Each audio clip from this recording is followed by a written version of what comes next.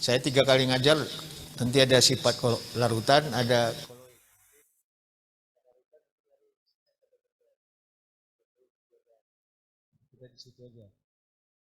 ya. Jadi protein itu kalau kita perhatikan sangat diperlukan oleh tubuh. Nah, jadi kalau kita lihat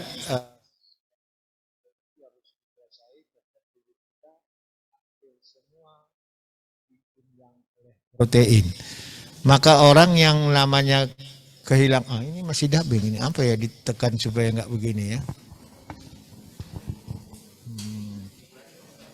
Di laptop ini apa ya?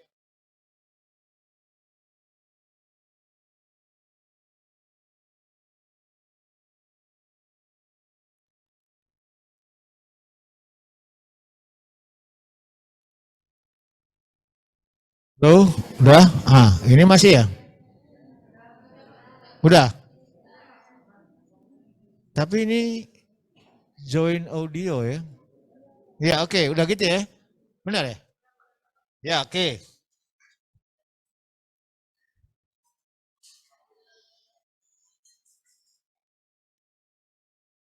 Ya, jadi yang kita pelajari hari ini outline-nya struktur protein dan asam nukleat, kemudian sifat protein dan asam nukleat, sifat-sifatnya, fungsi protein, asam amino adalah penyusun protein, kemudian penggolongan protein sendiri, denaturasi protein, DNA dan RNA sebagai kode genetik. Nah, jadi kalau saya jelaskan nanti satu-satu dari sini, udah selesai kita kuliah gitu.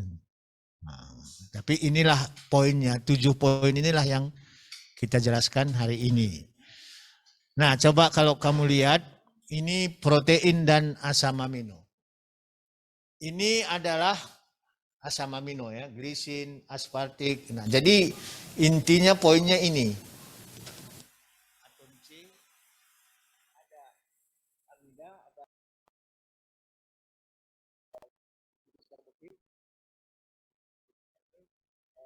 rantai samping C. Ini asam amino. Jadi tolong diperhatikan struktur asam amino ini seperti ini, ada rantai L ya, side chain. Nah, ini gugus asam, ini gugus basa. Jadi ini gugus basa, ini itu R, rantai samping. Nah, ini struktur asam amino. Coba diperhatikan, yang namanya protein bukan asam amino. Tapi protein tidak ada kalau tidak ada asam amino. Nah, jadi asam amino yang bersatu-satu dengan yang lain sampai rantainya panjang, itulah protein. Jadi asam amino bersatu, di mana bersatunya? Di sini, di rantai R ini. Yang di sini. Nah, ini. Gitu ya. Jadi ini semua penyusun protein. Asam amino itu adalah penyusun protein. Tidak akan pernah ada protein tanpa asam amino. Maka protein itu sifatnya sangat tergantung dari berapa banyak tersusun protein. Apa asam amino. Nah, perhatikan asam amino tadi ada gugus basa, ada gugus asam. Di situ dia maka netral jadinya. Nanti kita lihat ada 20 asam amino yang menentukan. Jadi itu nanti kita sebut asam amino esensial. Jadi tolong selalu nanti diingat bahwa sifat protein itu sangat tergantung dari penyusunnya. Yaitu, nah ini ya dasarnya tadi. Jadi rantai samping kita sebut R. Nah ini R. Ini tadi gugus apa? Asam. Ini gugus basa. Ini alkilnya. Nah ya. Nah jadi rantai samping ini R ini yang berbeda-beda menentukan sifat dan yang terdiri dari 20. Jadi ada 20 asam amino sebenarnya yang utama yang menentukan sifat dari protein. Nah, kemudian Nah, jadi apa itu protein? Karena tadi tersusun dari beberapa asam amino, umumnya bermolekul besar. Jadi berat molekulnya kalau kita bilang di apa sering berat molekul atau apa bahasanya MR, massa relatifnya besar. Kemudian terdiri dari rantai asam amino. Nah, terdiri dari rantai asam amino. Asam amino yang tersusun satu dengan yang lain. Ditemukan di setiap sel tubuh. Itu pentingnya asam protein. Ditemukan di setiap sel dalam tubuh. Terlibat dalam sebagian besar fungsi tubuh dan proses kehidupan. Urutan asam amino ditentukan oleh DNA. Jadi asam amino yang menyusun protein tadi ditentukan oleh DNA. Jadi DNA itu penyusun apa? Penyusun protein. Jadi sintesis juga, disintesis protein juga dia. Nah, jadi coba kamu kalau perhatikan seperti ini, ditemukan di setiap sel dalam tubuh. Sangat penting peran dari protein. Nah, nanti kita akan belajar di blok 7. Blok 7 nanti kita ketemu lagi gitu ya. Saya ini banyak juga nih bloknya nih. Blok 7 oke nanti. Blok 10 nanti ketemu lagi kita. Blok 17 ketemu. Itu nanti blok 10 nanti belajar saya ini apa? Karena satu-satunya mungkin yang sekarang ada apoteker ya. Jadi di blok 10 nanti belajar farmasi. Belajar nulis resep. Di blok 17 nanti belajar tentang injeksi, obat injeksi. Obat injeksi, tetes mata, tetes telinga. Nah. Makanya macam-macam. Nanti blok 18 nanti belajar tentang salep, krim. Nanti ketemu lagi di blok 7 nanti belajar biokimia gitu ya, enzim. Nah, enggak saya mau soal enzim tadi ngomong. Jadi protein itu sebagian besar adalah enzim. Apa itu enzim? Enzim adalah membantu metabolisme, reaksi metabolisme dalam tubuh, mempercepat reaksi metabolisme dalam. Dia sebagai biokatalisator, katalisator. Kalau katalisator dulu PT apa itu apa di luar ya. Nah, ini kalau dalam tubuh kita enzim itu biokatalisator, mempercepat reaksi kimia, mempercepat kita bilang reaksi kalau di tubuh metabolisme. Nah, jadi begitu pentingnya protein itu, maka kita harus tahu sifat-sifatnya. Nanti di blok 7 kita akan belajar lagi metabolisme protein. Nah, ini kita bicara sifat-sifatnya saja dulu. Sifat-sifat. Ini sebenarnya ngulang tidak ya? Kalau saya bilang di SMA sudah belajar ya? Sedikit. Oh, sedikitnya itu yang bagaimana? Enggak tahu. Oke. Ya. Nah, jadi protein tadi molekul yang sangat vital untuk organisme. Sangat vital untuk organisme. Tadi karena terdapat di semua sel, terdapat di semua sel. Nah, tadi polimer, dia disebut juga polimer. Jadi banyak asam amino tadi. Nah, jadi kenapa disebut polimer? Disusun oleh 20 asam amino standar. 20 asam amino standar. Nah, rantai asam amino dihubungkan dengan ikatan kovalen. Belajarkan dulu ikatan kovalen. Bu Padma saya bilang kemarin enggak usah lagi ngajari ikatan. Tapi belajar ikatan enggak dari Bu Padma? Belajar masih? Ya. Jadi ini ngulangnya ikatan kovalen, ikatan non kovalen, ikatan apa? Kalau nanti ada beberapa ikatan. Oke, jadi ada van der Waals, ada non kovalen, ada ikatan kovalen. Nah, jadi nanti dia terdiri dari ikatan kovalen. Jadi kalau ikatan kovalen apa? Proteinnya digunakan elektron luarnya digunakan bersama-sama. Nah, gitu. Kemudian struktur dan fungsi ditentukan oleh kombinasi jumlah dan urutan asam amino. Jadi benar-benar tadi yang saya bilang tadi, sifat protein itu ditentukan oleh asam amino. Banyaknya, urutannya, jumlahnya. Nah, jumlah, kombinasi, dan urutan itu ditentukan oleh apa tadi? DNA.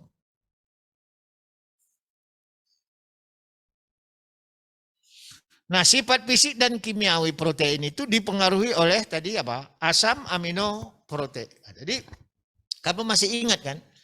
Sifat dari suatu zat kimia ditentukan oleh gugusnya. Nah, gugus protein itu apa? Asam amino. Kira-kira secara garis besarnya seperti itu.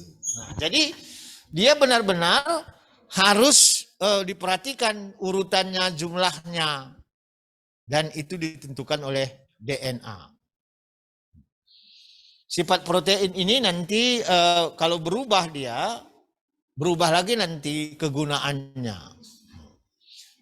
Nah, jadi tadi bagaimana struktur protein terdiri dari rantai asam amino.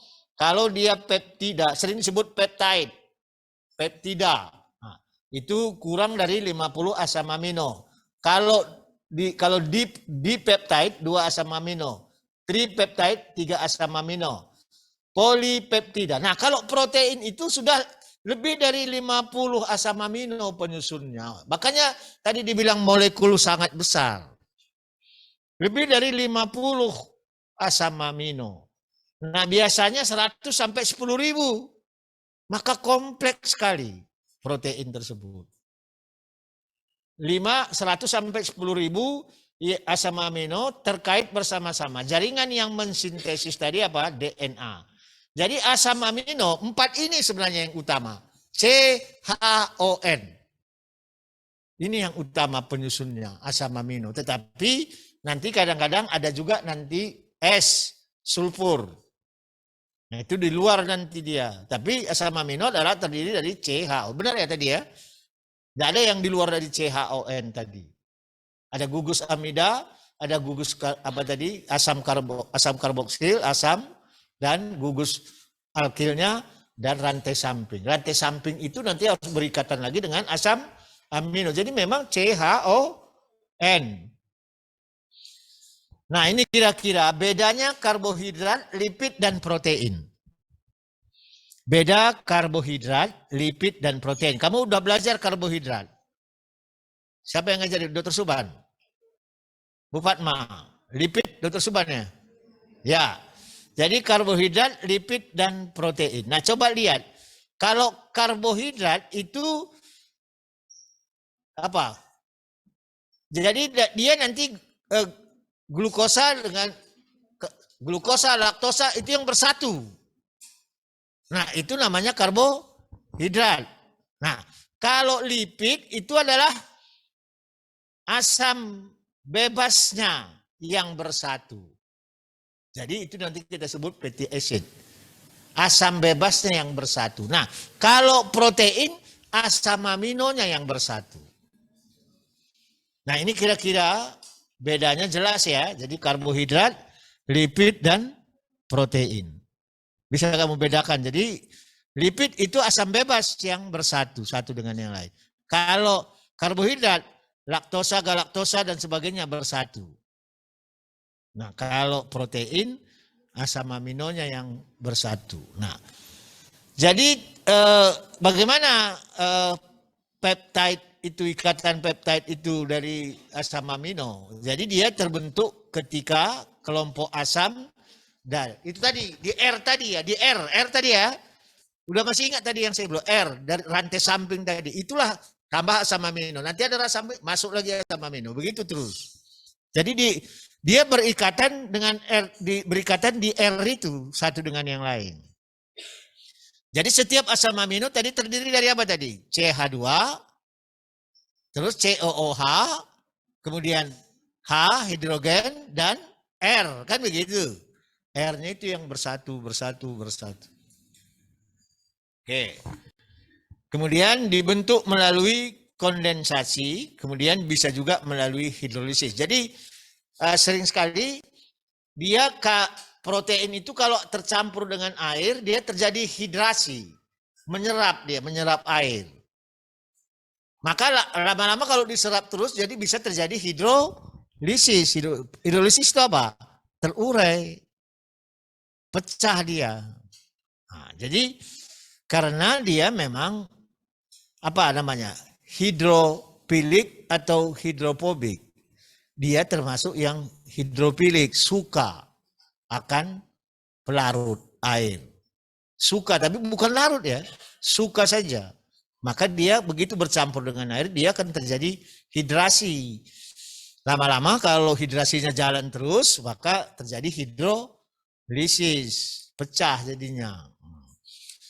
Kemudian, nah ini kira-kira tadi kondensasi dan hidrolisis ya. Jadi bisa dengan cara kondensasi pembuatannya. Jadi kondensasi misalnya tadi asam amino sama asam amino bersatu.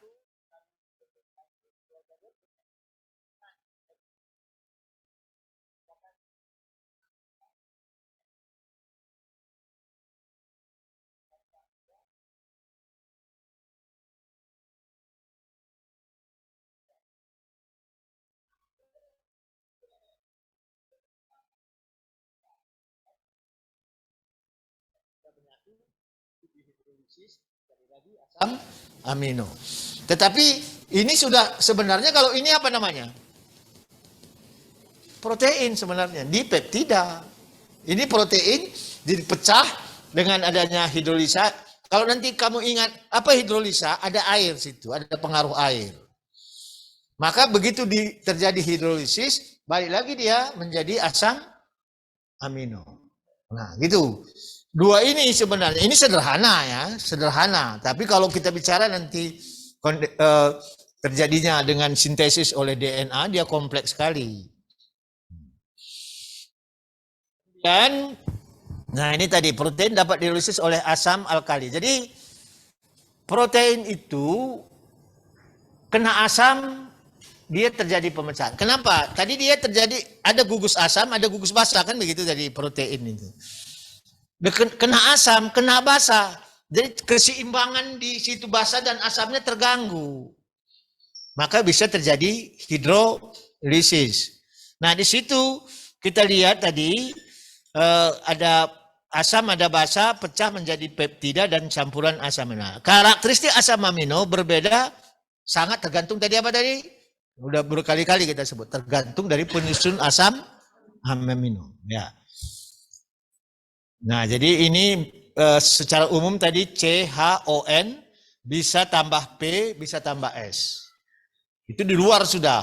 Ya, itu nanti tadi. Nah, kemudian unsur pada waktu di CHON ini paling banyak penyusunnya adalah nitrogen, hampir 16%. Maka sering sekali untuk menentukan kadar protein cukup kita tentukan kadar nitrogen. Kita sudah bisa tahu berapa kadar protein tersebut. Nah, jadi yang namanya tadi protein sederhana itu mengandung residu asam amino. Begitu dia mengandung P dan S, itu namanya protein terkonjugasi. Kalau CHON saja protein sederhana. Ya, jadi nanti asam amino satu, asam amino gabung, tidak ada yang lain, itu protein sederhana. Begitu dia terkonjugasi, itu karena ada P dan S itu udah protein tergantung. Jadi mengandung bagian non asam amino. Jadi asam amino CHON. Kalau tambah zat lain itu namanya protein terkonjugasi. Ya, tidak sederhana lagi. Nah, kemudian bagaimana kita mengklasifikasikan protein? Ada berdasarkan bentuk, itu nanti protein globular dan protein berserat. Nah, jadi umumnya protein yang berserat tidak larut dalam air. Jadi sebenarnya mungkin salah ini kalimatnya ya. Jadi jangan dikatakan tidak larut ya. Karena protein memang tidak larut, bukan larut tidak larut, memang tidak praktis tidak larut dalam air gitu ya. Praktis tidak larut. Jadi jarang sekali ya protein globular itu yang mampu melarutkan dan mengkristal. Nah, berdasarkan komposisi, nanti tadi ada yang sederhana, ada yang terkonjugasi. Ini bisa kan ini? Daripada dulu berdiri.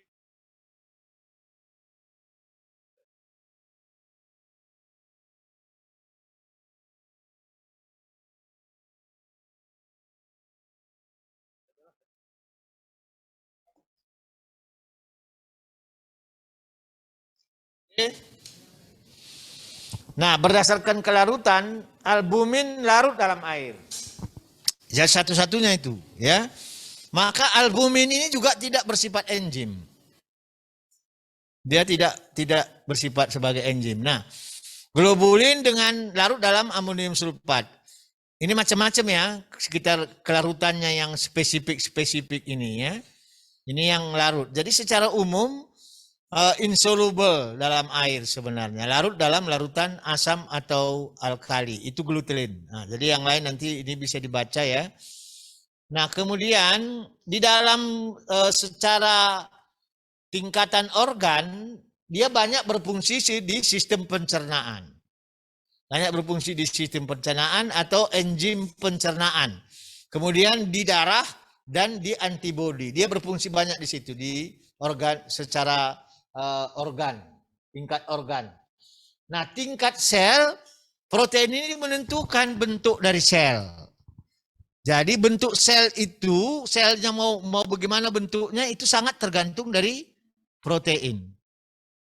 Kemudian dia juga kolagen, ini protein fungsional. Kolagen ini paling banyak kalau bicara mengencangkan kulit ya kolagen.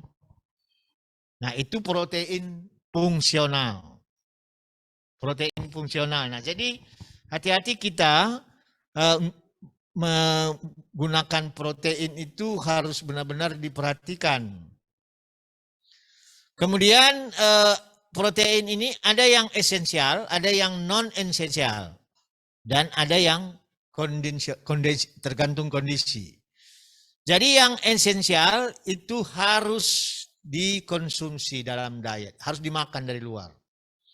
Itu namanya esensial.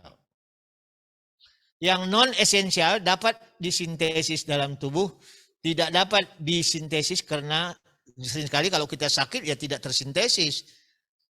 Gitu dalam tubuh atau kurangnya prekursor. Prekursor itu ngerti ya? Prekursor itu kalau dia tidak ada tidak jadi. Tapi dia bukan ini. Nah, jadi misalnya tadi prekursor pembuatan narkotika itu membutuhkan epedrin. Nah, padahal epedrin itu juga obat gitu ya. Tapi tanpa ada epedrin narkotika tidak bisa kita buat. Nah, jadi narkotika itu prekursor. Tanpa ada H2SO4 tidak mungkin juga kita bikin narkotika, maka itu prekursor dia. Tapi kalau kita bilang begini, kalau begitu kalau contohnya empek-empek itu apa prekursornya Pak? Ya tepung, tanpa ada tepung jadi empek-empek enggak? Tapi zat berkhasiatnya apa? Zat berkhasiatnya apa empek-empek itu? Ikan. Nah gitu ya. Nah, kira ini analoginya saja ya. Nah, sering sekali kalau bayi lahir prematur itu memang kekurangan protein. Belum terbentuk proteinnya. Jadi nanti protein saya bilang tadi, kalau saya bilang protein nanti sama dengan enzim tadi kan. Nah, jadi semua enzim itu adalah tapi tidak semua protein adalah enzim. Nah, gitu ya, gimana nih? Kalau enzim pasti protein. Tapi ada beberapa protein yang tidak enzim. Gitu. Cuman beberapa, kalau kita bilang 99% itu protein adalah enzim. Nah, 1% enggak. Kalau bayi prematur dia kekurangan protein yang cukup yang diperlukan untuk membuat arginin. Arginin itu asam amino. Ya. Nah, ini kira-kira yang asam amino esensial, ini yang non esensial, ya. Jadi ini histidin. Nah, ini berapa nih? 1, 2, 3, 4, 5, 6, 7, 8, 9. Ini yang asam amino esensial. Ini yang non esensial. Nah, 1, 2. Ini 1, ini 11 ini ya. Ini 9, ini 11. Inilah 20 asam amino sebenarnya. Esensial dan jadi penyusun asam amino yang utama tadi 20 tadi. Ada yang esensial, ada yang non. Coba, berapa ini? 9 tadi ya. Ini 11. Oke ya. Nah, kemudian nah ini yang 20 asam amino penyusun protein itu. Ya. Nah, coba ini yang non polar. Ada glisin, alanin, prolin, palin, leusin, isolisin, metionin. Ada yang polar. Ini berapa nih? 1, 2, 3, 4, 5. Ini yang gugus aromatik, gugus R, gugus aromatik. Ada 3. Ini yang bermuatan negatif. Bermuatan negatif. Ini yang bermuatan positif. Jadi inilah 20 asam amino yang penentu pembentukan protein. Ini 20 asam amino. Ada yang non polar. Non polar masih ingat ya? Apa itu non polar?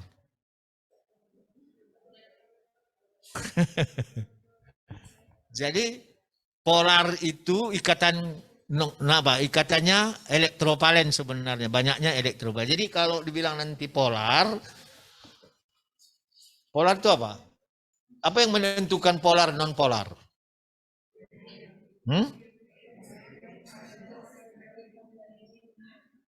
Gak kedengaran? Iya itu namanya kalau itu singkatannya ya. Tapi apa itu? Apa panjangannya itu? Nah, jadi apa artinya kalau begitu? Elektronnya yang menentukan, begitu kan? Jadi negativitas. Nah, jadi jumlah elektronnya yang menentukan. Nah, jadi NaCl itu polar atau non polar? Nah, ini yang mulai belajarnya di SMA. Ya. N itu berapa elektron kulit terluarnya? 7. Cl yang 7. 6. Jadi NaCl. Belajar lagi di bisa nih. Jadi dia makanya yang polar itu biasa ikatan elektrovalen. Gitu. Jadi memang elektronnya itu bukan lagi dibagi bersama-sama, memang sudah diberikan dan kenapa itu?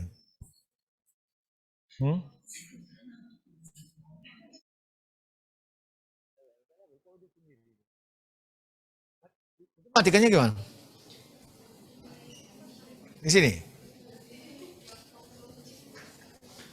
Tombol ini. Sudahlah biarlah. Ini tadi apa? Ada chat ini dari teman-temannya apa ini? Ini pasti permisi kamar mandi dulu Pak. Ya oke, kita lanjut ya. Jadi nanti belajar lagi polar non polar. Jangan nanti nggak ngerti. Jadi polar itu yang polar itu beda keelektronegatifannya tinggi. Kalau NH4Cl dan NaCl itu polar, NH4Cl non polar. Gitu. Ingat lagi, jadi bagusnya memang polar dengan polar larut, polar dengan non polar tidak larut. Nah, gitu aturannya ya. Nah ini tadi bentuk lainnya. Jadi mana yang hidrofilik, mana yang hidrofobik. Apa bedanya hidrofobik dan hidrofilik? Ini suka akan pelarut air. Ini tidak suka dengan pelarut air. Suka ya, bukan larut, suka. Suka hanya nyatu saja. Gitu, bukan larut dia. Jadi yang warna hijau ini adalah hidrofilik. Hidrofilik berarti suka akan pelarut air. Tapi kalau yang putih ini tidak suka. Jadi dia lebih suka apa? Minyak sebenarnya. Hidrofobik. Jadi kita tahu nanti kesukaannya apa gitu ya. Jadi nanti kita lihat kalau nanti kita tambah air dia ini akan terhidrasi. Nah kalau metionin, prolin nanti dia lebih suka ke minyak, bukan ke air, gitu ya. Nah ini harus nanti lihat lagi polar dan non polar tadi. Jadi ini tergantung tadi apa rantai sampingnya tadi nih. Jadi dia kalau ini semua non polar asam amino. Ini yang tadi 1 2 3 4 5 6 7 8 9 10 ya. Ini non polar. Artinya dia tidak terlalu elektronegatif, non polar.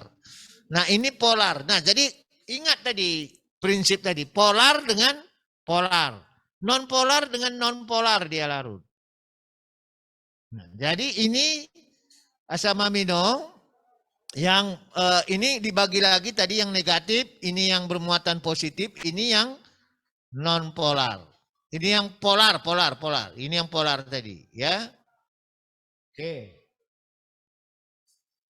Nah, bagaimana dengan asam dan basa di asam amino ya? Dia asam amino kristal seperti alanin dilarutkan dalam air, dia akan terbentuk ion dipolar atau neutron yang dapat bertindak baik sebagai asam maupun sebagai basa. Jadi kadang-kadang dia donor protein, bisa juga dia akseptor protein. Jadi dia banyak ion asam amino itu bersifat ion dipolar atau neutron. Ya, jadi dia dalam air terjadi ini ya ion dipolar. Jatuh neutron. Nah ini kira-kira tadi yang non ionik, ini yang dalam bentuk neutron. Kalau bercampur dengan air jadi begini dia. Ya, apa yang nambah tadi? Jadi dia sifatnya ini tadi positif negatif, di sinilah dia neutronnya nih. Ini kan tadinya non ionik. Nah, begitu ada air dia langsung terjadi bersifat ion, neutron. Ada positif dan negatif. Nah, ini kalau non ionik bentuk non ioniknya dan bentuk neutron. Nah, ya. Coba diperhatikan, diingat lagi nanti, struktur dari protein itu ada 4 level. Yang struktur primer, sekunder, tersier, dan kuarterner. Setiap perubahan struktur atau perubahan bentuk, fungsinya juga berubah. Nah nanti coba perhatikannya. Primer itu memang dia rantainya satu aja, single. Rantainya satu. Jadi asam amino begitu. Itu namanya protein primer. Nah, primer bersatu dengan primer, baru dia sekunder. Ingat itu. Nanti sekunder bersatu dengan sekunder terjadi tersier. Tersier dengan tersier jadi kuarterner. Nah, jadi bukan sekunder itu ditentukan oleh ada 2 primer bersatu. Jadi ini primer, jadi dia bersatu, sekunder namanya. Jadi bukan nanti tersier itu 3 primer, bukan. Tetapi sekunder itu primer dengan primer bersatu. Itu sekunder. Tersier itu sekunder dengan sekunder. Jadi kuarterner tersier dengan tersier. Yang paling banyak memang ini ya primer dan kuarterner. Itu paling banyak. Jadi nanti kita akan lihat ini nanti banyaknya di mana? Di hormon. Kalau ini kuarterner ini di tubuh banyaknya dalam darah. Jadi hemoglobin itu kuarterner. Hemoglobin itu kuarterner. Jadi nanti kemudian bentuknya nanti kita lihat. Kuarterner itu bentuk hemoglobinnya memang tersier, campuran tersier dengan tersier.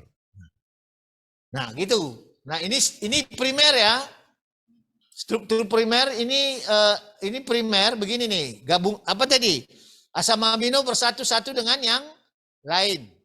Itu primer. Nah struktur sekunder ini sudah bersatu.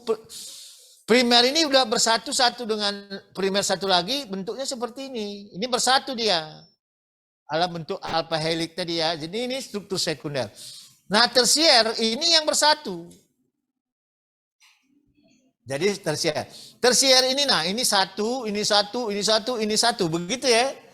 Quaternary. Nah, jadi bentuknya seperti ini, bagusnya memang seperti ini, kelihatan dia dalam secara terstruktur begini. Nah, inilah hemoglobin. Inilah hemoglobin. Nah, jadi harus hati-hati kita melihat struktur ini. Berubah struktur, berubah lagi sifatnya. Jadi kalau begitu, nanti perhatikan ya, quaternary itu tadi terdiri dari apa tadi? Empat yang tersier bersatu. Nah, dia namanya quaternary. Kalau dia terdenaturasi, denaturasi itu pecah ya, karena gangguan asam, gangguan basa, gangguan panas, gangguan tekanan, dia bisa pecah protein. Maka kalau kita demam tinggi, hati-hati. Enzim kita kan terganggu. Enzim apa tadi? Protein kan? Nah, terganggu enzim kita, tidak terjadi metabolisme. Maka berbahaya sekali gitu kalau kita terlalu lama panas, demam terlalu lama. Nah, jadi struktur primer itu ditentukan oleh urutan asam amino. Tadi jelas ya, ikatan dan lokasi di sulfida. Ikatan kovalen antara asam amino. Ini tadi strukturnya itu ditentukan oleh ini. Asam amino yang terkait menentukan bentuk ruangnya. Kemudian, nah ini tadi yang sekunder. Jadi sering sekali nanti bentuknya seperti ini kalau kita lihat susunannya ya. Kemudian, nah ini yang tadi alpha helix tadi. Alpha helix susunan dari sekunder ya, bersatu antara satu primer dengan primer. Nah ini kira-kira seperti ini dia, bersatu dia. Oke. Nah ini tadi yang 4 model dari alpha helix tadi. Oke. Nah, kemudian, nah ini tadi apa? Apa saja yang mempengaruhi kestabilan dari alpha helix ini? Jadi ini ikatan apa nih? H dengan H. Jadi perhatikan ikatan negatif, positif. Ini kan mengikat ini. Ini kan rentan ini pecah ya. Nah, ini nanti ini apa namanya ini? Ingat ini apa? Jembatan hidrogen. Nah, ini jembatan hidrogen. Nah, ini nanti ada ikatan. Jembatan hidrogen ini yang paling menentukan sebenarnya. Jadi bagaimana kestabilan, apa saja yang bisa mempengaruhi kestabilan dari alpha helix ini? Ya tadi ada air, ada panas, ada asam, ada basa, dia mempengaruhi kestabilannya, sangat mempengaruhi kestabilan dari alpha helix protein. Nah, kira-kira, nah ini kan apa saja yang mempengaruhi? Interaksi asam amino rantai samping ingat tadi ya, R tadi ya, dalam gulungan dari alpha helix memastikan kestabilan. Nah ini ikatan satu asam amino dengan satu asam amino dengan alpha helix tadi, itu dia stabil, sangat dipengaruhi oleh interaksi asam amino satu dengan asam amino yang lain di rantai samping.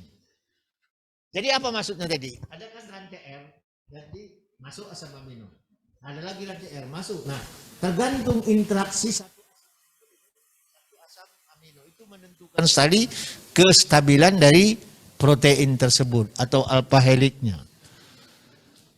Nah, ini ada lagi nanti beta plat. Ini bentuk-bentuk dari alpha helix sebenarnya ya. Beta konformasi adalah konformasi lebih luas dari rantai polipeptida. Makanya kita hanya tahu saja lah. Kalau mau lebih dalam lagi nanti kita harus mendalami ya. Udah jadi S3 dan seterusnya begitu nanti. Nah ini kalau kita lihat inilah yang disebut nanti antiparalel. Ini kalau dari depan seperti ini kelihatan dia. Nah ini kalau dari samping kelihatannya seperti ini dia. Nah ini susunan antiparalel ya. Kalau kita lihat kan jadi kalau begini kan seperti seng ya jadinya ya. Nah, ini yang paralel tadi, antaparalel yang tadi, ini yang bentuk paralel depan dan dari samping. Nah, ini yang beta turn. Ini bentuk-bentuknya saja nih, ya. Nah, ini yang bentuk random coil. Nah, strukturnya 3 dimensi dari contoh ini dari protein myoglobin. Alpha helix ditunjukkan dalam warna dan kumparan acak. Tidak ada lembar beta yang ditampilkan. Nah, ini yang bentuk random coil. Ya. Gak usah terlalu dalam kita bentuk-bentuk ini, nanti jadi pusing. Ya. Tapi kenapa dijelaskan ini adalah apa saja yang bisa mempengaruhi kestabilan dari ikatan antara satu asam amino dengan asam amino yang lain. Itu saja yang penting kita harus pahami, ya. Nah, kemudian itu tadi yang sekunder sering sekali disebut nanti platelet, ya, seperti bentuk seng dia tadi. Nah, ini yang tersier. Yang struktur tersier mengacu pada hubungan spesial antara semua asam amino dalam polipeptida struktur 3 dimensi lengkap. Nah, ini yang istilah. Ini ya. Protein global menggabungkan beberapa jenis struktur sekunder dalam molekul yang sama. Tadi kan jelas, tersier itu gabungan antara sekunder dengan sekunder. Nah, ini sering bersifat enzim. Protein global sering bersifat enzim. Juga dia protein. Jadi yang bersifat enzim itu banyak yang bentuk apa tadi? Tersier. Bentuk tersier. Kemudian dia juga banyak sebagai protein transportasi, mengangkut, protein pengangkut. Kemudian dia banyak juga berfungsi sebagai hormon. Kemudian juga sebagai imunitas, imunoglobulin. Nah, perhatikan yang ini jadi penting tidak? Jadi kalau kita perhatikan lihat dari fungsinya ini, protein tersier itu, bentuk tersier itu banyak dalam fungsinya sebagai enzim dan berfungsi sebagai protein, berfungsi sebagai hormon dan imun. Jadi dia tergantung di bentuknya apa? Tersier. Itu yang sifatnya nanti banyak kaitannya dengan hormon. Nah, struktur kuartener ini susunan protein dan subunit protein dalam kompleks 3 dimensi merupakan struktur kuartener. Interaksi antara subunit struktur tersier yang stabil dan kekuatan yang sama. Jadi interaksi tadi apa? Yang tersier dengan tersier. Terjadi interaksi. Nah, interaksinya adalah non-kovalen. Non-kovalen. Nah, ini bentuknya. Ini apa? Kuartener. Inilah hemoglobin. Hemoglobin dalam tubuh kita. Nah, jadi ini kelihatan dengan analisis X-ray ya, struktur lengkap hemoglobin seperti ini. Jadi ini ada yang warnanya itu ada yang alpha chain, beta chain dan hem grup heme. Nah, yang ini grup heme. Nah, gitu ya. Jadi kamu perhatikan apa pentingnya nanti, sangat penting sekali yang kuartener atau tersier ya. Tetapi nah, tolong diingat, kalau ini diganggu dengan panas, dengan asam, dengan basa, dengan tekanan dan sebagainya, balik lagi dia kemana? Pecah dia, balik kemana dia? Ke tersier kah, ke sekunder kah, atau ke primer? Ke primer. Balik lagi ke primer. Nah, tadi kalau kita katakan tadi, begitu dia balik ke primer, fungsinya sudah berbeda. Sifatnya berbeda, fungsinya juga berbeda. Jadi sering sekali ini tidak boleh diganggu. Kalau kita demam tinggi, hemoglobin kita juga terganggu. Nanti kalau terlalu panas, terus dia tidak tahan, pecah menjadi primer, HB-nya jadi berkurang, begitu kan. Nah, maka harus benar-benar dijaga, jangan sampai. Jadi kalau sering sekali kalimatnya secara besar kita katakan protein ini sifatnya manja gitu ya. Manja karena nggak sedikit diganggu dia berubah. Tapi berubahnya menjadi primer ya. Jadi bukan berubah menjadi kuartener atau ya kuartener jadi tersier atau sekunder. Nah, jadi apa yang mempengaruhi struktur protein? Coba perhatikan. Kamu masih ingat ya ikatan hidrogen atau sering disebut dulu jembatan hidrogen. Ini yang paling menentukan. Paling menentukan ikatan hidrogen itu paling menentukan kestabilan dari protein. Jadi yang menentukan tidak pecahnya suatu protein itu adalah salah satunya ikatan hidrogen. Jembatan hidrogen kita bilang. Ini yang paling kuat sebenarnya. Ikatan ini yang paling sulit memecahnya sebenarnya. Jadi kestabilan dari protein itu sebenarnya sangat ditentukan oleh ikatan hidrogen. Kemudian interaksi elektrostatik. Ini interaksi apa? Ada muatan negatif dan muatan positif. Itu terjadi interaksi di situ. Itu menentukan kestabilan protein. Kemudian interaksi hidrofobik itu antara zat yang hidrofobik dengan bersatu dengan zat sifat hidrofobik. Kemudian ikatan van der Waals kekuatannya. Ikatan van der Waals itu apa? Yang sejenis ya. Ikatan yang sejenis. Kemudian ikatan disulfida. 5 inilah yang menentukan kestabilan protein. Tadi saya katakan kestabilan protein yang terganggu, protein yang pecah sifatnya akan berbeda. Itu dia tidak pecah sangat ditentukan oleh 5 ini. 5 ikatan. Tapi memang dari 5 ini yang paling kuat adalah ikatan hidrogen. Yang paling sulit memecahnya ikatan hidrogen. Jadi 5 ini apa yang menentukan stabil tidak stabilnya protein. Oke, dari ke sini lagi. Ya. Nah, ini ya tadi ikatan non kovalen. Nah, jadi ini nanti positif dengan negatif itu namanya ikatan apa? Ion. Elektrovalen kita bilang ikatan ion. Begitu ya. Ini ikatan van der Waals yang sejenis ya.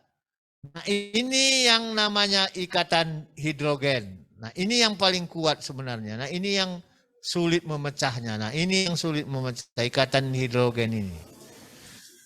Nah, ini nanti rantai samping. Ini kan asam amino kan ini? Ini asam amino dah. NH2, COOH gitu, ini R, ini H, ini asam amino. Nah, ini yang berikatan dengan O di sini.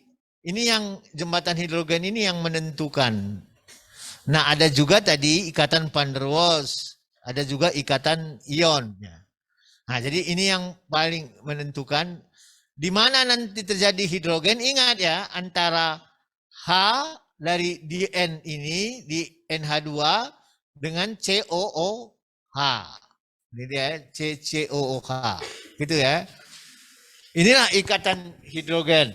Nah, kemudian ini bentuk lain. Jadi tolong diperhatikan ini bahwa ikatan disulfida interaksi elektrostatik, ikatan hidrogen interaksi. Nah, yang satu mana? Ikatan disulfida ada S dengan S dia. Ya. Ini S dengan S nih. Itu ikatan disulfida. Yang 2 ikatan hidrogen. Nah, ini tadi di sini ini dengan H di sini. Ya, ini terjadi ikatan hidrogen.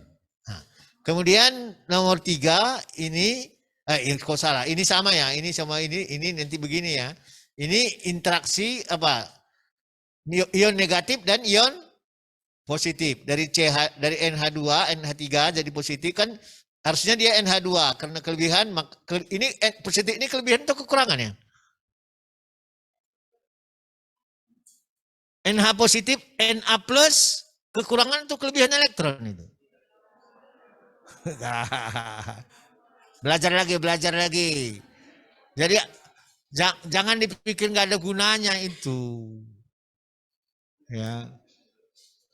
Kelebihan atau kekurangan Na plus 1 itu.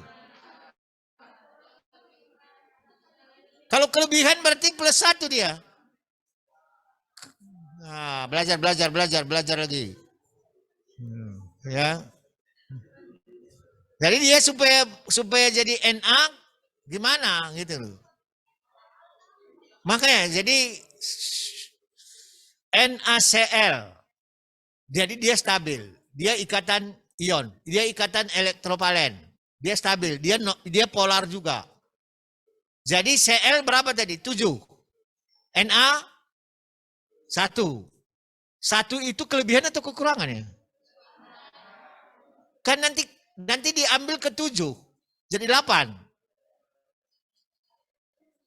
Bukan kelebihan, kekurangan satu elektron. Ya. Jadi jangan hati-hati nanti kalian ya. Kemudian sudah nanti belajar lagi itu penting, belajar lagi elektron ya. Kemudian yang keempat adalah ikatan interaksi hidrofobik. Nah, ini yang keempat, di mana dia tadi? Nih, yang sama-sama tidak suka dengan apa?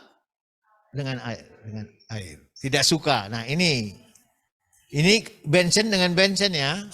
Benzen dengan benzen. Nah, kemudian hubungan antara nilai semua struktur ini tadi ini dia di sulfida. Ini adalah struktur primer. Coba kalau kita lebih jelas di sini ya, ini kan semuanya arginin, aspartat, tronin, ilosin, serin. Nah, ini kan semua bersatu terus. Nah, ini ikatan apa nih? Nanti terakhir ada ikatan apa nih? Karboksid. Ikatan susunan apa? Asam, gugus asam. Nah, ya. Terakhir dia ini. Nah, ini gugus basa. Gugus basa. Jadi kalau dia harusnya NH2. NH2 jadi karena kekurangan jadi NH3, NH+. Begitu ya. Terus nah, ini nanti ini apa? Sistein dengan sistein. Apa namanya? Ikatan apa tadi? Bukan, sistein dengan sistein itu sejenis. Van der Waals. Nah, gitu ya. Nah, ini sistein dengan sistein. Nah, ini nanti ada di sini ikatan S dengan S di sulfida.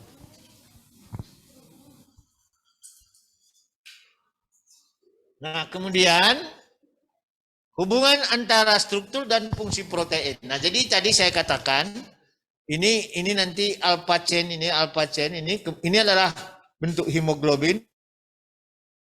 Jadi nanti perubahan konformasi hemoglobin sesudah oksigen terikat. Jadi kan kamu tahu Hb nanti dalam tubuh kita bereaksi dengan O2.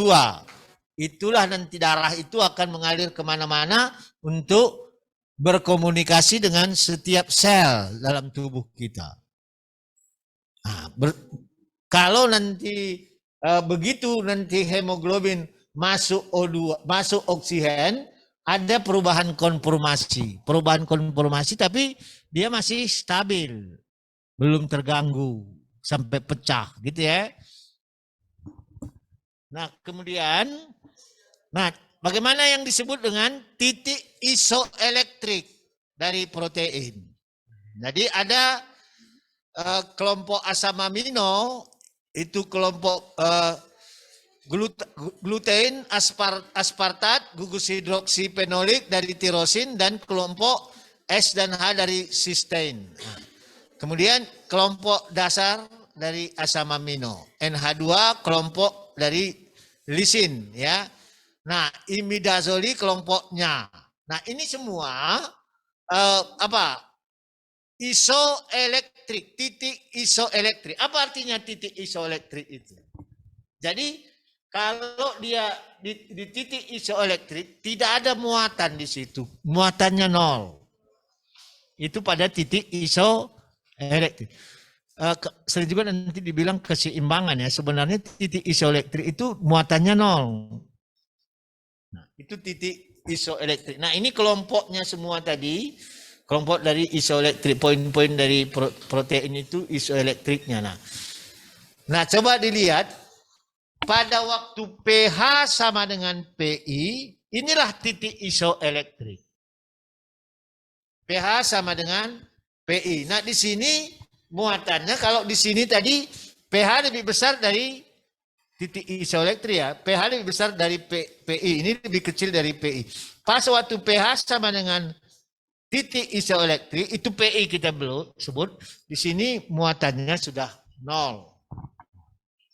Nanti kita akan lihat nanti pada waktu kita praktikum, mana nanti endapan yang paling tinggi itu adalah titik isoelektrik. Nah, jadi titik isoelektrik atau PI, ingat, adalah pH protein di mana molekul rata-rata tidak memiliki muatan. pH protein di mana molekul rata-rata tidak memiliki muatan. Itu namanya titik isoelektrik, adalah pH protein. Jadi pada pH berapa pada pH berapa protein itu tidak bermuatan, itu namanya. Jadi ingat, nanti jangan salah. Jadi jangan dibilang muatannya 0 misalnya. Itu mungkin bisa berbeda juga pengertiannya. Jadi pada pH berapa protein itu tidak ada muatan, itulah disebut titik isoelektrik. Pada pH berapa? pH 5, pH 6, pH 7 nanti. Dia tidak ada muatan. Itu titik isoelektrik. Jadi itulah tadi hubungan antara pH dengan PI. Di mana nanti harga pH sama dengan harga PI, itu titik isoelektrik.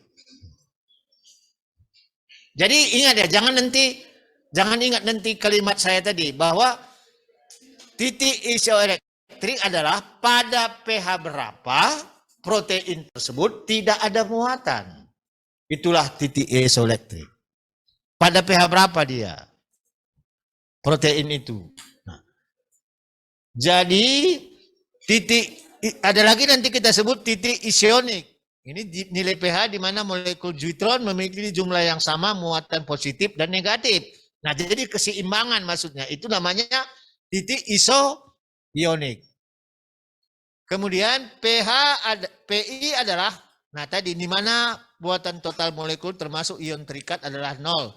Sedangkan titik isionik adalah biaya bersih 0 dalam larutan deionisasi. Jadi pada waktu nanti kalau titik isionik tadi di mana nilai pH pada pH berapa nilai pH di mana molekul neutron memiliki, neutron tadi kan positif negatif tadi, memiliki jumlah yang sama muatan negatif. Jadi pada saat seimbang muatan negatif dan muatan positif dalam protein, itu namanya titik isoionik.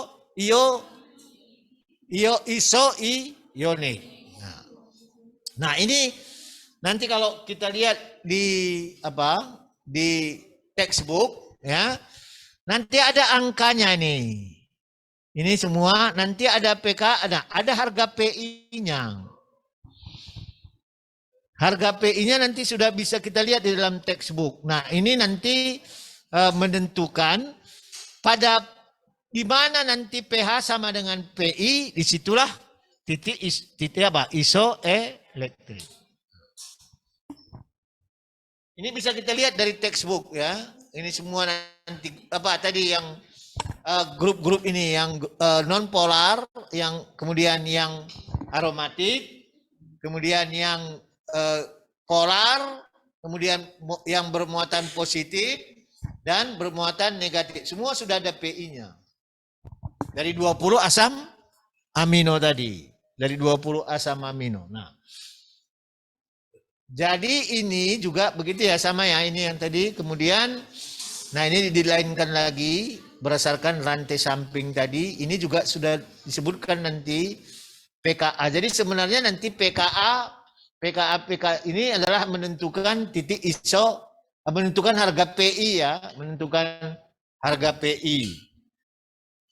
Nah, coba kita lihat, ini nanti bisa kita lihat yang utama ini pepsin, albumin dari telur ya, serum albumin, urease, ini semua sudah ada PI-nya.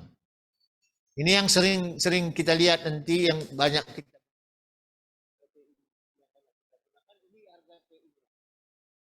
Kira-kira kalau kita lihat pH tubuh kita berapa? pH tubuh kita nanti menentukan dari pH darah. Nah, pH darah, karena darah lebih banyak darah itu nanti kita sebenarnya dalam tubuh kita ini 70% adalah air. Tapi 70% itu disebut darah misalnya, gitu ya. Karena dalam darah juga mengandung air yang paling banyak. Jadi ini nanti kita lihat kalau pH dari protein ini 7,35 sampai 7,45 itu pH darah ya. Nah nanti kalau pH-nya misalnya 7,35 proteinnya sama dengan pH harga PI, maka dia titik isoelektrik. Nah kemudian protein itu bersifat koloid. Maka semua sifat-sifat koloid berlaku bagi protein. Masih ingat ya, nanti kita lihat koloid sebentar. Ya, bahwa koloid ini semua sifat, jadi dia misalnya tadi sifat-sifat koloid yang bisa kena cahaya, kenapa semua berlaku di dia. Itu di protein berlaku ya.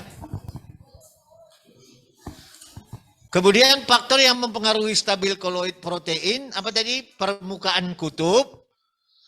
Jadi apa? Ini maksudnya permukaan kutub ini begini. Kita kalau makin besar suatu partikel,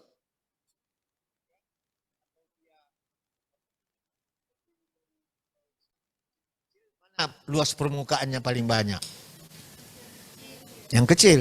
Maka daya absorpsinya juga makin banyak. Itu sifat koloid. Nah, itu namanya permukaan kutub. Kemudian tadi pH tidak sama dengan PI. Itu juga mempengaruhi stabil. Jadi di mana nanti paling stabil sebenarnya pada waktu pH sama dengan PI. Itu paling stabil. Titik isoelektriknya. Kemudian permukaan proteinnya tadi daya absorpsinya kalau nanti bersatu dengan air, kalau kecil-kecil dia makin banyak dia menghidrasi. Makin banyak dia menyerap air. Tolakan antara molekul protein dan antara mereka sendiri asam amino, yang asam amino sejak terjadi tolak menolak, itu menentukan kestabilan dari protein juga, koloid ya. Kemudian lapisan air, terjadi hidrasi tadi. Rantai asam amino dan jumlah protein yang mengikat air. Ini semua mempengaruhi kestabilan dari koloid protein. Nah, jadi ini nanti kalau dia permukaan kutub itu kalau ada lapisan air nanti terhidrasi, dia bisa menjadi asam, bisa menjadi basa. Nah. Kapan protein terdenaturasi? Tolong diingat benar ini. Tadi saya sudah sebutkan. Dia akan terdenaturasi karena ada panas. Jadi protein benar-benar harus dijaga jangan sampai kena panas. Kemudian dia karena ada asam, ada logam berat, ada garam, ada tekanan mekanik. Dia akan berubah. Kemudian dia akan, kalau disebut nanti denaturasi berarti pecah ya. Dia terdenaturasi, dia pecah. Maka 5 ini harus dijaga supaya protein tidak terdenaturasi. Tadi saya sudah sebut, kalau dia terdenaturasi kembali menjadi struktur primer. Struktur primer.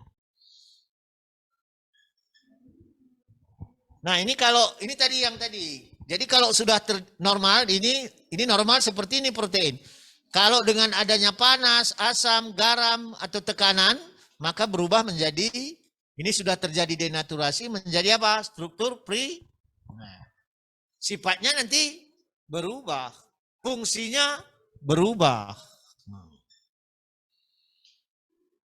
Nah, protein, perubahan kecil dalam struktur biasanya dianggap. Kalau perubahannya kecil, itu nanti dianggap adaptasi konformasi. Dia tidak pecah. Tidak berubah menjadi primer. Itu namanya ada gangguan. Tapi tidak sampai berubah menjadi denaturasi. Itu namanya apa? Adaptasi konformasi. Nah, perubahan besar dalam struktur sekunder, tersier, dan koroner tanpa pembelahan ikatan peptida dianggap denaturasi. Nah, jadi jelas ya. Oke, sekarang bagaimana tentang reversible denaturasi protein. Jadi dia sebenarnya secara umum protein bisa kembali ketika pengaruh denaturasi dihilangkan. Ini tadi kalau dia adaptasi konformasi ya. Tapi kalau sudah terdenaturasi, tidak lagi dia bisa kembali. Itu sudah irreversible. Jadi kalau protein diganggu, kemudian pecah menjadi primer, dia tidak bisa lagi kembali ke semula. Nah itu irreversible. Tapi kalau reversible tadi sebenarnya banyak, itu masih terganggunya masih sedikit adaptasi konformasi tadi, konformasi. Kemudian denaturasi. Jadi tiga ini ada yang bisa kembali benar reversible, ada yang irreversible, ada yang nanti terjadi langsung denaturasi. Nah ini yang kalau apa? Ini kira-kira contohnya tadi denaturasi, kemudian nanti renaturasi. Nah, nanti ya. Ini kira-kira contohnya terjadi denaturasi dan renaturasi. Oke. Nah ini apa yang bisa menyebabkan denaturasi? Tadi sudah kita sebut tekanan, panas, suhu pada titik tengah transisi, kemudian tekanan hidrostatik, kemudian sel. Ini semua bisa menyebabkan terjadinya agen-agen terjadinya denaturasi.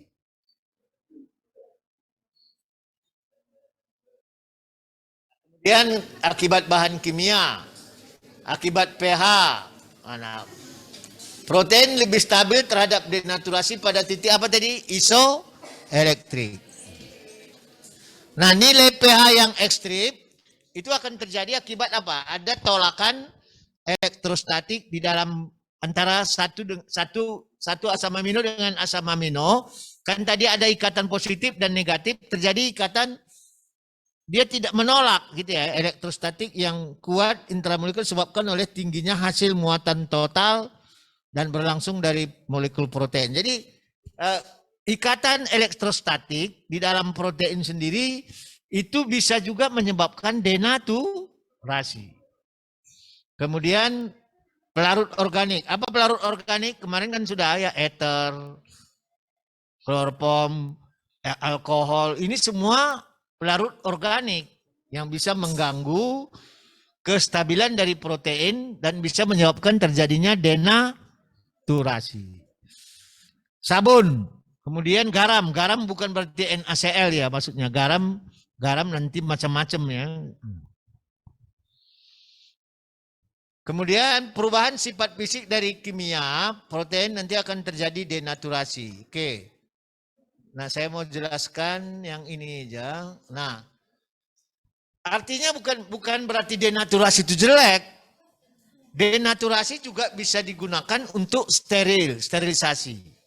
Tidak apa-apa, diganggu dia jadi supaya dia steril, bisa. Nah, ini juga salah satu kegunaan dari denaturasi ya. Tekanan tinggi, jadi pada waktu pasteurisasi itu suhu 70 derajat.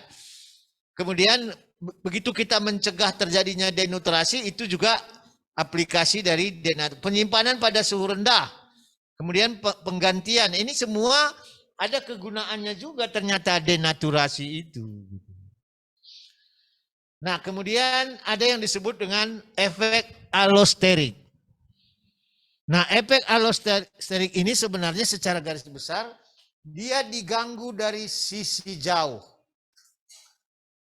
Sebenarnya begitu hemoglobin mengikat O2, dia sudah terjadi adaptasi konformasi tadi, tapi tidak terjadi sampai denaturasi. Nah, subunit yang tersisa meningkatkan afinitas oksigen mereka. Hal ini mengakibatkan perubahan dalam konformasi hemoglobin. Jadi diganggu dia dari sisi jauh, ada yang nanti bisa menyebabkan. Jadi intinya allosterik itu dia diganggu dari sisi jauh. Jadi O2 masuk dia. Masuk itu diganggu sebenarnya, tetapi tidak sampai terjadi denaturasi karena dia mengalami adaptasi konformasi. Nah, kemudian protein mengendap. Nah, protein juga bisa mengendap. Bisa sedimentasi, bisa mengendap, bisa. Perubahan kondisi lingkungan koloid protein dapat merusak lapisan permukaan dan hidrasi, menghasilkan apa yang menyebabkan protein bisa mengendap? Bisa. Bila terjadi apa tadi? Hidrasi atau lapisan permukaannya pecah, diganggu. Bisa terjadi endapan. Dia bisa mengendap. Nah, protein juga bisa terjadi sedimentasi. Jadi kecenderungan untuk molekul dalam larutan untuk cair. Itu namanya sedimentasi. Kecenderungan dia terjadi cair. Hal ini disebabkan gerakan protein menanggapi gaya yang bekerja gravitasi, percepatan sentrifugal atau elektromagnet. Jadi bisa juga terjadi, enggak, kamu bedakan, jangan nanti berpikir sedimentasi itu bukan mengendap ya. Sedimentasi justru cenderung dia menjadi cair, cenderung menjadi, jadi untuk molekul dalam larutan untuk cair. Jadi kecenderungan protein itu mencair, itu namanya sedimentasi. Kalau nanti pengendapan mengendap, nah sedimentasi cenderung dia menjadi cair, cenderung menjadi cair dalam larutan. Nah, kemudian ini kira-kira saya juga tidak ngerti bahasanya nih, lanjutlah ya. Nah. Jadi ini nanti kecenderungannya menjadi apa? Kalau begini kan seolah-olah dia mengecil ya.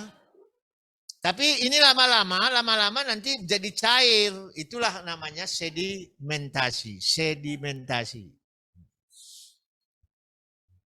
Nah, kemudian tadi kita katakan hidrolisis. Dengan adanya air, dia akan terhidrasi. Jadi ikatan peptida menjadi lebih kecil. Ikatan peptida tahu ya? Tadi jangan nanti lupa. Ikatan peptida adalah ikatan antara satu asam amino dengan satu asam amino, namanya ikatan peptida. Jadi ikatan peptida kalau tadinya ikatannya panjang, jadi lama-lama kalau dia diganggu jadi kecil. Nah, itu namanya terjadi protein terhidrolisis. Ini bisa terjadi dalam pencernaan, terjadi pada sel ketika asam amino diperlukan untuk mensintesis protein baru dan memperbaiki jaringan. Nah, ini jadi ingat bahwa tadi protein juga sifatnya bisa hidrolisis. Nah, kemudian juga tadi sifat koloidnya berlaku ya. Ada reaksi warna dari protein. Karena dia koloid, maka sifat-sifat koloid tadi berlaku bagi protein.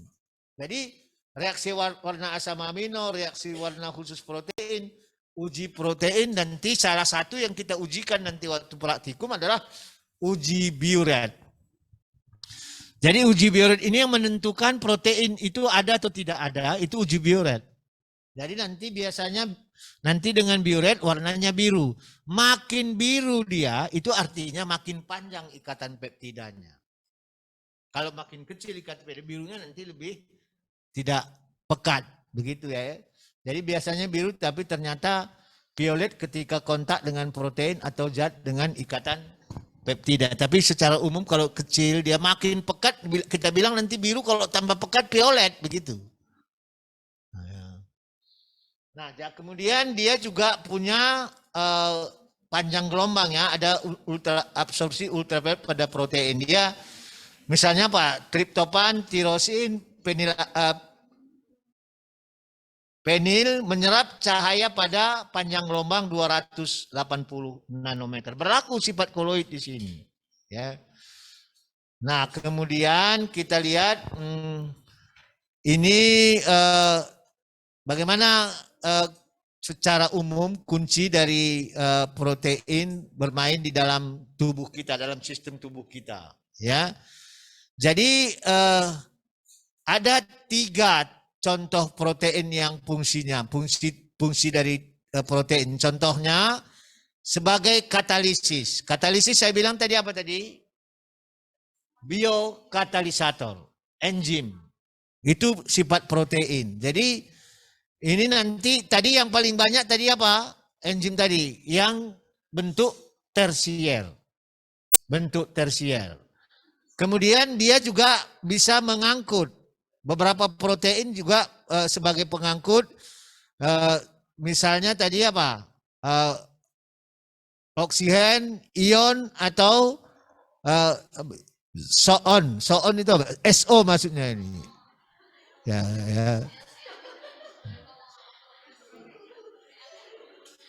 Kemudian dia juga sebagai komunikasi, alat komunikasi, transfer informasi. Mentransfer informasi ini hormon. Nah, jadi kalau nggak salah tadi kan kita katakan ini semua bentuk tersier dia, bentuk tersier. Nah, jadi kalau kita perhatikan begitu banyak fungsi dari protein itu yang dalam tubuh kita. Jadi protein kira-kira 15% dia berfungsi dalam sel, pembentuk sel. Kemudian beberapa fungsi dari protein dalam sel, dia sebagai enzim tadi ya. Ini utama. Kemudian penyusun sel. Jadi hati-hati kalau protein terganggu nanti selnya juga ikut terganggu. Kemudian sebagai alat transportasi, sebagai penggerak, sebagai penyimpan, sebagai signal komunikasi. Kemudian dia juga bersifat sebagai reseptor. Jadi obat nanti reseptor itu sangat menentukan. Kemudian dia juga pengatur gen. Kemudian dia juga ada fungsi-fungsi spesial dari protein. Nah, coba bayangkan fungsi dari protein begitu banyak. Kalau dia diganggu, kalau dia kekurangan dalam tubuh kita, maka sering disebut kalau kekurangan protein itu yang disebut kekurangan gizi. Ya, oke, silakan. Jadi kekurangan protein, kekurangan gizi itu sebenarnya kurang gizi dibilang, itu kurang protein. Bukan kurang apa nutrisi itu apa lagi? Kalau gizi itu apa lagi? Protein, mineral, ya enggak. Jadi kekurangan protein disebut kurang gizi. Ya, gitu ya. Jadi kurang gizi itu sebenarnya kurang protein. Nah, kemudian apa sifat-sifat protein tadi? Ada titik isoelektrik. Dia bersifat koloid. Dia juga bisa denaturasi. Bisa juga terjadi presipitasi. Bisa juga terjadi sedimentasi. Bisa juga terjadi hidrolisis. Dia juga memberikan warna dan dia juga menyerap sinar ultraviolet. Ini semua sifat-sifat dari protein. Nah, sekarang kita lihat terakhir ini asam nukleat. Jadi kamu sudah bisa tadi bayangkan protein berapa bentuknya dan sebagainya ya.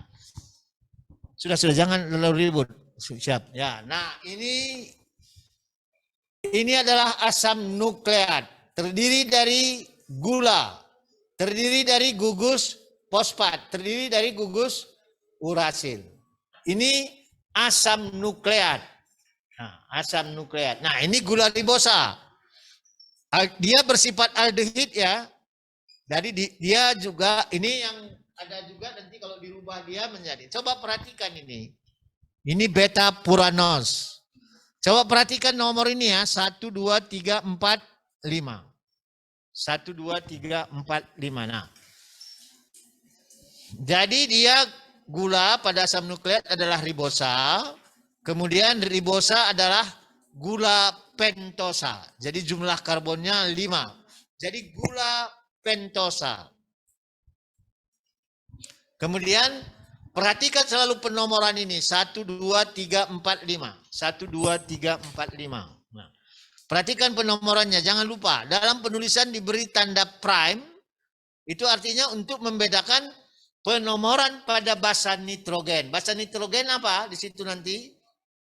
Kita lihat di urasilnya nanti. Jadi membedakan penomoran. Makanya kita sebut 3 prime, 5 prime, 3 prime, 5 prime. Itu artinya itu di dalam beta puranos ini, ya. Nah, sekarang perhatikan ini. Nah, jadi ini gula pentosa tadi. 1 prime, 2 prime, 3 prime, 4 prime, 5 prime membedakan antara penomoran ini membedakan dengan penomoran pada purin dan pirimidin. Itu yang dikatakan 1 prime, 2 prime, 3 prime. Jadi ikatan gula ribosa dengan basa nitrogen pada atom karbon nomor 1. Selalu di sini. Jadi purin dan pirimidin selalu bersatu dengan nomor karbon yang di nomor 1. Kemudian ikatan gula ribosa dengan gugus fosfat pada atom karbon nomor 5. Ini gugus fosfat tadi.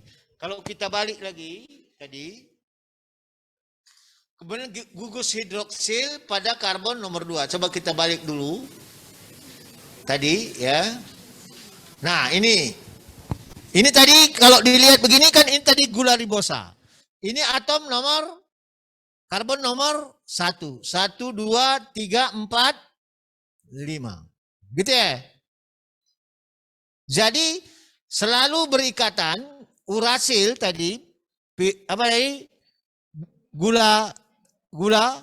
Basa pirimidin selalu terikat pada atom C nomor 1.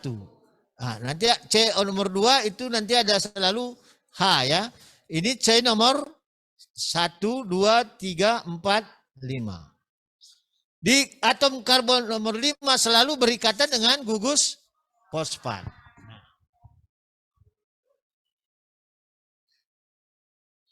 Oke, itu hafalkan ya. Jadi gugus hidroksil ada pada atom karbon nomor 2. Nanti di karbon atom nomor 2 ini nanti berubah DNA dan RNA. Kalau di karbon nomor 2 ini berubah RNA dan DNA nanti. Ya. Nah, jadi ini tadi gula pentosa tadi, ini atom C nomor 5, 5 prime. Jadi nanti selalu 3 prime, 5 prime kita bilang. Jadi nanti selalu 5 prime ini nanti berikatan dengan 3 prime. Jadi satu asam nukleat dengan satu asam nukleat yang lain nanti berikatan di 3 ini. 3 prime, 5 prime ini. Ujungnya.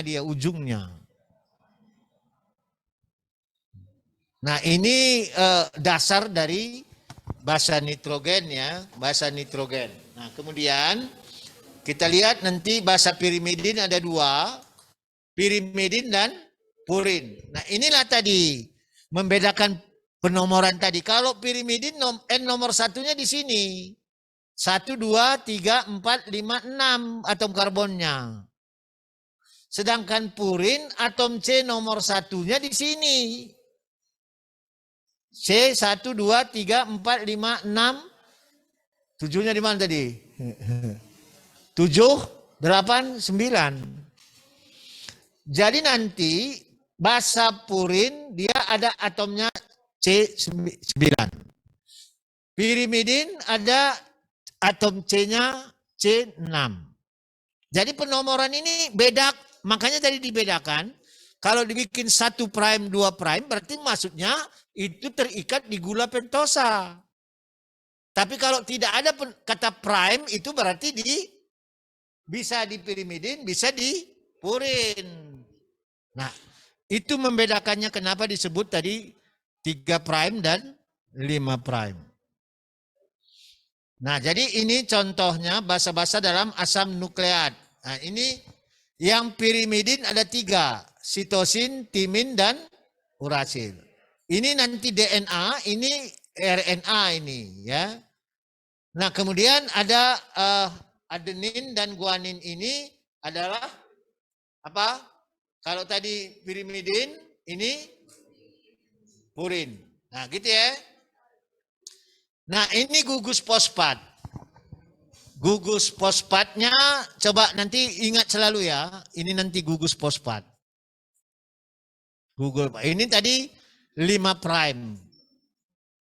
Jadi gugus fosfat maksudnya nanti terikat di sini, masih masuk dia. Nah, kemudian coba diperhatikan, kalau nukleosida itu kita sebut gula ribosa yang berikatan dengan basa nitrogen aja. Ini berarti nukleosida itu belum berikatan dengan fosfat. Itu namanya nukleosida. Gula ribosa yang berikatan dengan basa nitrogen. Tambah satu atau lebih gugus fosfat disebut nukleotida. Beda ya. Nukleotida sudah asam nukleat. Sudah berikatan gula pentosanya, sudah ada berikatan dengan gugus fosfat. Kalau belum namanya nukleosida. Nah ini asam nukleat tadi ya. Nah, jadi nanti asam nukleat, coba diperhatikan. Ini satu asam amino. Ini lagi satu asam amino. Ini RNA ya. Nah, ini lagi satu asam amino. Di mana dia berikatan antara satu asam amino dengan satu asam amino? Ini tadi 1, 2, 3 prime. Benar ya? 3 prime. Nah, ini 1, 2, 3, 4, 5 prime. Gitu ya. Jadi nanti berikatan, inilah yang kita sebut nanti, kalau ini nanti asam amino, yang ini asam amino, ini fosfat. Jadi berikatan satu asam amino dengan asam amino, ini maka disebut dia 5 prime. Kosong kan? Nanti berikatan lagi nanti 3 prime di sini. Dengarkan dulu, jangan nanti nggak ngerti. Nanti begitu masuk nanti pada waktu kamu nanti molekuler harus hafal ini. Jadi ini agak ribet memang. Jadi selalu dia nanti ini berikatan 5 prime-nya di mana? Di sini kan sebenarnya 5 prime-nya di sini nih. Ya di sini kan tadi C-nya. Ini 5 prime. Berikatan dengan asam amino ini. Di mana dia ikatannya nanti satu fosfat, satu asam amino dengan satu asam amino di 3 prime di sini. 1, 2, 3. Ini fosfat kan? Ini apa ini? Ini asam amino kan? Yang bulat. Ini asam amino, ini fosfat. Nah, jadi selalu berikatan di 3 prime dengan fosfat. 3 prime dengan fosfat. Nanti ujungnya adalah 5 prime.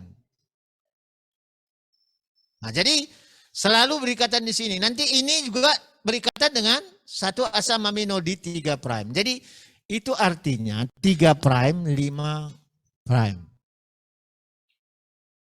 Jadi kalau nanti ditanya, di mana satu asam amino, di atom C mana satu asam amino berikatan dengan satu asam amino? Di 3 prime. Ujungnya nanti 5 prime.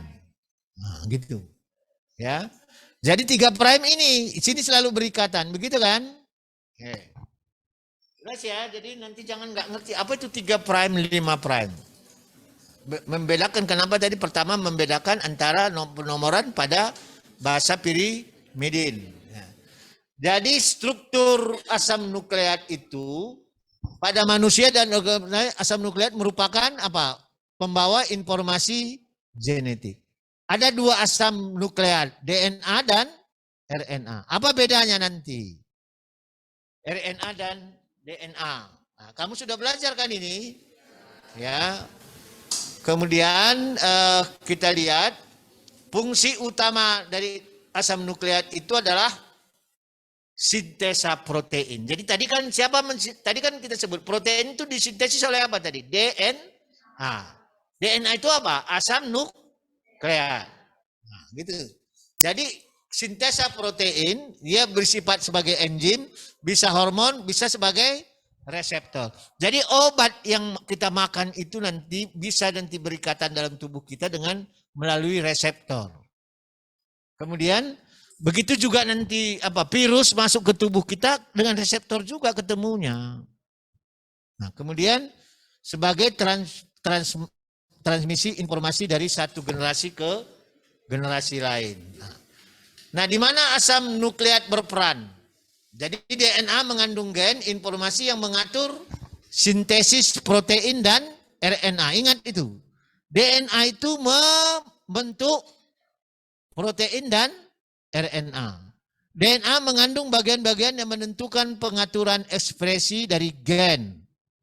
Kemudian RNA merupakan komponen dari ribosom, mesin biologis pembuat protein. Jadi gimana ya? Mesin pembuat protein itu sebenarnya adalah RNA. Tapi yang kita sebut pensintesis protein itu apa? DNA. Kemudian ada mRNA, pembawa informasi genetik. Kemudian ada tRNA, ini menerjemahkan informasi. RNA memiliki fungsi-fungsi di mana fungsi-fungsinya ada yang sebagai katalisator.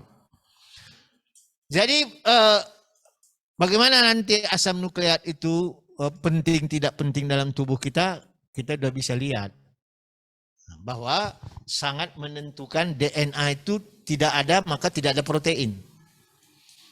Tidak ada mRNA juga tidak ada protein. Gitu ya. Nah, kira-kira ini tadi bentuknya, strukturnya. Coba selalu nanti ini grup fosfat, ini gula pentosa, ini basa nitrogen. Tiga ini kan tadi, basa nitrogen, gula pentosa, gula fosfat. Nah, jadi ini nanti ada basa pirimidin, ini basa purin. Nanti berikatannya di mana? Di sini. Gitu ya. Nanti di sini. Nah, kemudian ini ada DNA, bentuknya seperti ini. Bedanya nanti di sini OH, di sini OH dan N. Ini RNA, ini DNA. Bisa kan bedakan jadinya? Jadi tetap nanti nomornya tetap 1, 2, 3, 4, 5. 1, 2, 3, 4, 5. Tapi ininya yang berbeda. Di atom C nomor 2. Beda antara RNA dan DNA. Ya. Nah, ini DNA, ini RNA, ini ngulang sebenarnya, kamu sudah hafal ini. Karena udah di SMA juga sudah dapat dulu ya. Jadi bedanya nanti di sini sebenarnya bedanya di T dan di U. Basa pirimidinnya, ini basa pirimidin ini nanti. Nah, gitu ya. Itu bedanya sebenarnya yang berikatan nanti dengan kemudian tadi lihat atom C nomor 2. Nah, ini DNA. Nah, nanti polaritasnya tadi apa kan? 5 prime, 3 prime dengan 3 prime, 5 prime. Nah, ini struktur DNA kalau kita lihat secara molekuler gitu ya. Kemudian ini rangkaian benang DNA. Kalau kita mau gambarkan seperti ini dia.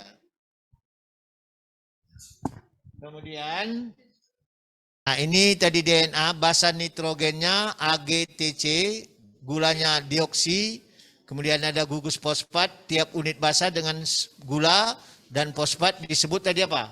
Nukleotida. Nah, ini bentuknya tadi. Nah, coba nanti kan yang penting dihafalnya di sini tadi ya. Ini mana asam aminonya? Ini Bapak asam nukleatnya, asam nukleat. Gulanya ini, fosfatnya ini, gitu ya. Kemudian mana tadi ini 1, 2. Jadi selalu nanti kalau fosfatnya ini nanti berikatan di ini kan 1, 2, 3, 4. Mana tadi? Sini. Sini. Ya. Nah, kalau kita lihat ini guanin mana? Adenin mana? Gitu ya. Ini nanti adenin. Ini guanin. Nah, ini timin. Nah, gitu. Jadi inilah kira-kira berikatan dia. Satu asam nukleat berikatan dengan satu asam nukleat selalu nanti di 3 prime tadi.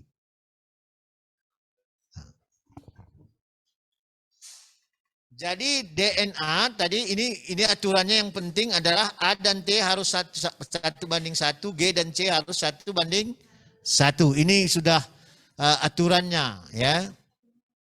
Nah, ini kira-kira tadi adenin, timin, guanin kalau bentuknya seperti ini ya.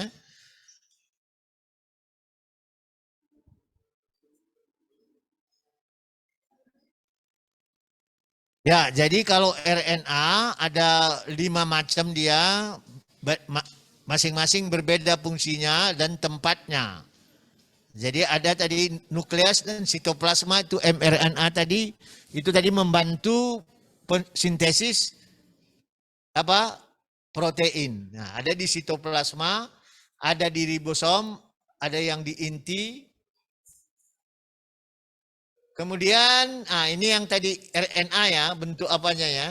Bentuk ininya. Jadi tergantung tadi uridin dan cystidinnya. Jadi gula ribosa yang berikatan dengan basa nitrogen dalam contoh ini kita lihat pirimidin, urasil, dan sitosin. Nah ini apa ini? Ini tadi, ini apa? Asam amino, benar ya? Nah ini nanti berikatan dengan apa ini? Ini basa pirimidinnya, begitu kan? Basa pirimidinnya. Berubah dia. Nah ini yang uridin 5' monofosfat. Ini citidin 5' monofosfat. Nah, ini kan asam amino. Ini asam nukleat. Ini asam nukleat. Tinggal bedanya nanti di sininya. Nah, ini kan sama sebenarnya ya. Nah, ini yang berbeda. Basa pirimidinnya.